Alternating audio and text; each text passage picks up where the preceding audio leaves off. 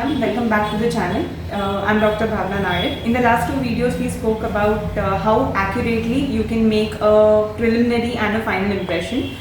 The border movements would be better explained when it is demonstrated on the patient. So today we have my assistant. This is Rakhi. Rakhi, you can say hi to them. Hello. So she has agreed to volunteer for the same. I'll be explaining about various tissue movements that can be various ways in which you can manipulate the tissue in order to record the border properly, and also the same movements will be done when you're recording a final impression. Even before I demonstrate the procedure for manipulating the tissues for border molding or a final impression, I'll be talking about the position of the practitioner and position of the patient. The practitioner, if he or she has to make a maxillary impression, should be standing in a 12 o'clock position, that is the rear position, or we can stand at the right rear position as well. It is more comfortable to access the oral cavity from here. And the patient's head and the neck should be in alignment with the trunk. The patient's back should be upright. If you are making a maxillary impression, make sure that the patient's jaw is at the level of your elbow. In case you are making a mandibular impression, again the patient's position will be constant. Their head and neck will be in line of the trunk of the patient's body, but the practitioner will shift from rear position to a position which is right in front of the patient, so that accessibility becomes much more easier. And about the level of the chair, whenever you are going ahead and making a mandibular impression, make sure the level of your mandible is more or less in accordance with the level of your shoulder. Now I will be demonstrating how to mold the lips and the cheeks in order to mold the borders while border molding procedure and the final impression procedure for the maxillary tray.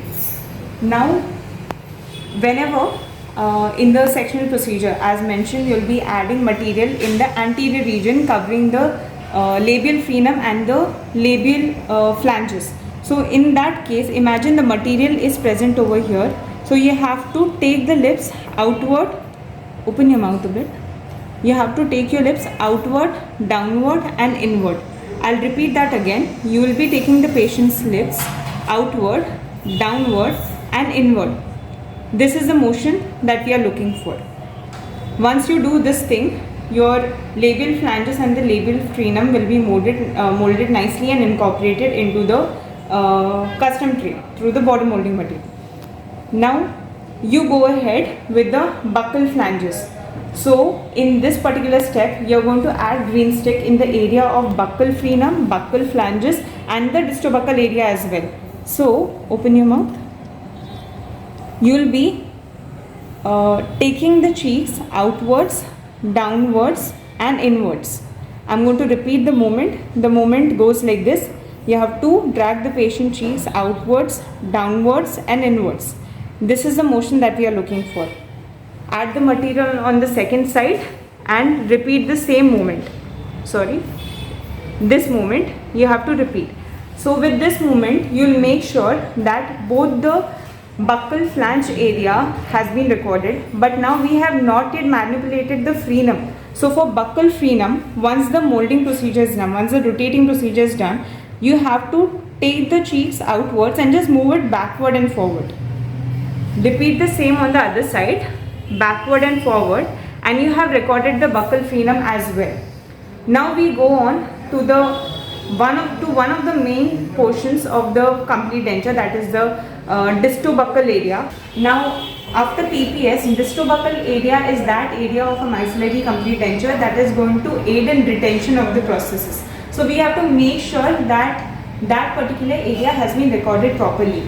One very common mistake that the practitioners do is not recording this particular area properly. It's very easy to just put the material and mold the cheek. The area looks molded, but what we miss out on is the action of the coronoid process in that particular area. The coronoid process of mandible, whenever we open the mouth wide, if that particular motion of the mandible has not been incorporated while border molding, it will definitely cause the upper denture to dislodge downwards every time your patient is going to laugh or open their mouth very wide. So in order to avoid that kind of a circumstance, when you add the material, border molded material in the distobuccal area, once you have done the forward and backward motion to record the buccal frenum. You should ask the patient to open their jaw slightly and ask them to move their jaw side to side. The mandible should move side to side. Okay? With this side to side movement of the jaw, what we achieve is the coronoid process that is there, the movement of this gets incorporated into the border molded material. Also, after the side to side movement, ask the patient to open their mouth wide. Open it wide, close, repeat it once more, that's it. With this movement, you will make sure that the action of the coronoid when the mouth is being opened widely also will be incorporated into your border molding. So the next time your patient opens widely or laughs aloud, the denture is not going to lose on to its retention. So this is one of the most important areas that you should pay attention to whenever you are doing border molding for your maxillary complete denture. We have recorded the anterior region, we have recorded the buccal region. Now the only area remaining is the posterior palatal seal. The most important retentive factor in a complete denture is achieved when you are going to achieve a proper posterior palatal seal. In order to record the PPS, you have to mark the posterior and the anterior vibrating line. For the posterior vibrating line, as mentioned, ask your patient to say "ah" in an unexaggerated manner. And you can just mark the vibrating line. Hamular notches will be marked with the help of the T burnisher, and the posterior vibrating line will be marked when the patient is saying "ah" in an unexaggerated fashion. You move on after this to mark the anterior vibrating line. In order to mark the anterior vibrating line, you can ask your patient to say "ah" in an exaggerated fashion. The cupid's bow can be delineated and you can just mark, or you can palpate with the ball end of the T burnisher. You can see, you will be able to see when the tissue stop being displaced. There you can just put a mark and the cupid's bow can be traced. Alternatively, there is something called as Valsalva maneuver. You have to ask the patient to place a tray in the patient's mouth, then ask the patient to close their mouth, close their nose, and ask the patient to blow through their nose. Blow. See, this is what you achieve when the maneuver has done correctly. Again, blow through your nose. See, then you ask your patient to, when you pinch on the patient's nose and you ask them to blow, just intermittently try to release it. When you release it, you'll see that a stream of air has just left in a gush. So that is what you are looking for. That this is an indication that the Valsalva maneuver has been performed properly. With this, what we achieve is every time the patient is blowing through their nose, it would be a better idea to keep the patient's head tilted at an angle of 45 degrees when you are asking the patient to do this. With this angulation, when the patient is performing this maneuver, the soft palate will be displaced to a comparatively lower position, the impression of which can be recorded onto the impression material or the border molded green stick, and this will help you achieve a proper seal in the posterior region, what we call as post-dam or posterior palatal seal. Okay, that was about maxillary border molding and final impression procedure, how to manipulate the tissues for maxillary impression. Now I'll be telling you how to manipulate the tissues in the mandibular area in order to get a proper border molding and final impression. As mentioned in the previous video, we should start with adding the green stick material in the anterior section such that we are covering the labial frenum and the labial flange. For border molding of the lower jaw, we have to take the lips outwards, upwards and inwards.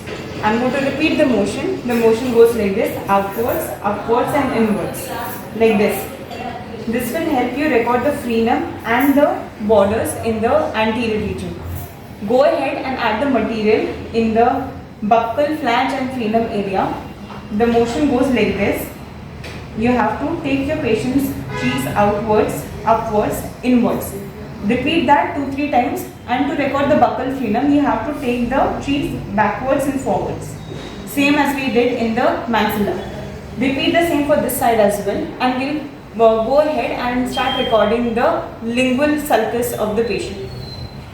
You should start adding the material in the anterior lingual region, and for that, once the material has been added and the tray has been loaded into the patient's mouth, open your mouth.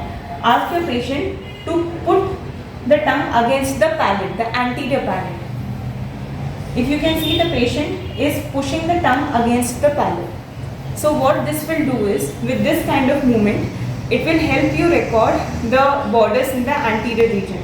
Again, We are left out with the distolingual region of the sulcus. You add the material simultaneously on both the sides, load the tray into the patient's mouth, and then ask the patient to touch the cheeks internally on both the sides. Open, touch your tongue over here, to the right side, to the left side. So this movement will make sure that the distolingual area of the sulcus, the middle and the distolingual part of the lingual sulcus has been recorded. Another thing that you can do when you are recording the distalmost part of the lingual sulcus is ask the patient to open their mouth. Tongue को एकदम पीछे डालना यहाँ पर. Yeah. So ask the patient to put their tongue against the posterior most part of the palate in an attempt to reach the soft palate. So this will make sure that the distalmost aspect of the distal sulcus also is recorded. So the entire mandibular area has been recorded. Once that is done, take out the tray, put it in a bowl of hot water, just temper it, again place it back, and this time what you are supposed to do is quickly do all the body movements and place your finger, your index finger, open your mouth, in the molar region and put the pressure in the downward direction while asking the patient to put pressure against that direction. Basically, the patient is going to put upward pressure or closing pressure. The patient is trying to close the mouth and you are trying to open it. You are putting pressure in the downward direction. Rakhi, open. Now put upward pressure. Put upward pressure and I am putting pressure in the downward direction. This will help you record the mesenteric notch, which is very important. This can be another reason why if the mesenteric notch is not recorded, your patient will complain of pain or mandibular denture can dislodge over a period of time. So make sure you are recording the mesenteric notch as well. So with this procedure, we complete the recording of the border molding of the lower arch, and you can move ahead with recording the fine impression. In case of maxillary and mandibular fine impression, as mentioned in the video, make sure you are loading the material. A very thin layer of material should be applied all over the tray. Make sure you are covering the borders as well. And when you load the tray, be that upper or lower, whatever movements were demonstrated now, those movements quickly should be completed. Be that molding of the upper sulcus or tilting the head and recording the PPS. In case of lower arch, the tongue movements, the cheek movements, and recording the mesenteric notch, everything should be repeated, and then what you are left out with is a very good accurate impression, and then you can proceed with the further steps of fabrication of a complete denture.